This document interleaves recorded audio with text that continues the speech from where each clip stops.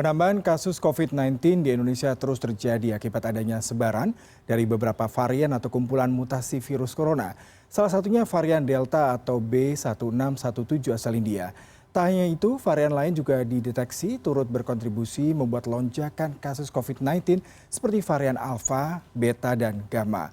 Bagaimana kemampuan masing-masing varian ini dalam melakukan penularannya?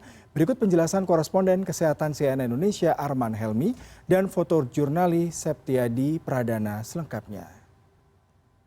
Badan Kesehatan Dunia atau WHO memberi nama 4 varian virus corona baru menjadi varian of concern atau varian yang memprihatinkan menggunakan alfabet Yunani agar mempermudah masyarakat mengetahuinya. Yang pertama atau varian yang pertama adalah Alpha atau varian B117 ditemukan di Inggris. Kemudian yang kedua Beta atau varian B1351 ditemukan di Afrika Selatan. Kemudian yang ketiga Gamma atau varian P1 ditemukan di Brazil.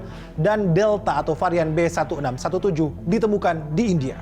Serious safety concerns. Ahli epidemiologi dari Griffith University Queensland, Australia, Diki Budiman mengatakan dari keempat varian tersebut, baru 3 varian yang saat ini tersebar di beberapa daerah di Indonesia, yaitu Alpha, Beta, dan Delta.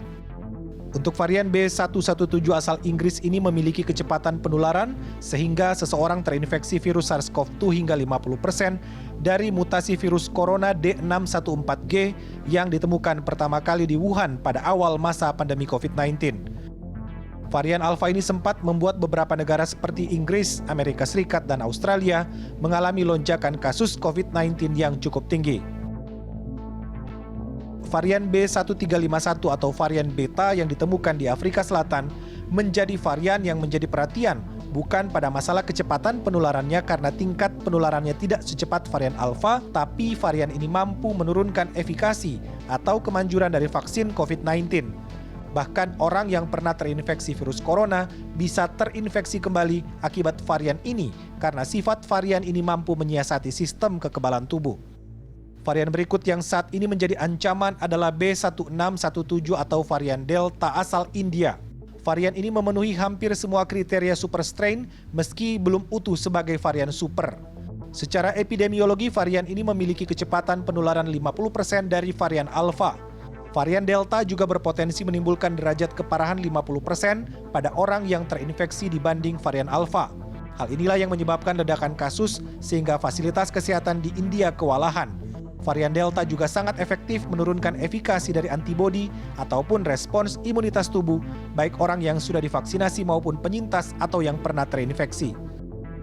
Yang membedakan antara varian Delta dan varian Alpha. Jadi kalau di ranking tuh, varian Delta sekarang paling tinggi nih. Ini yang paling ditakutin. Kedua, varian Alpha.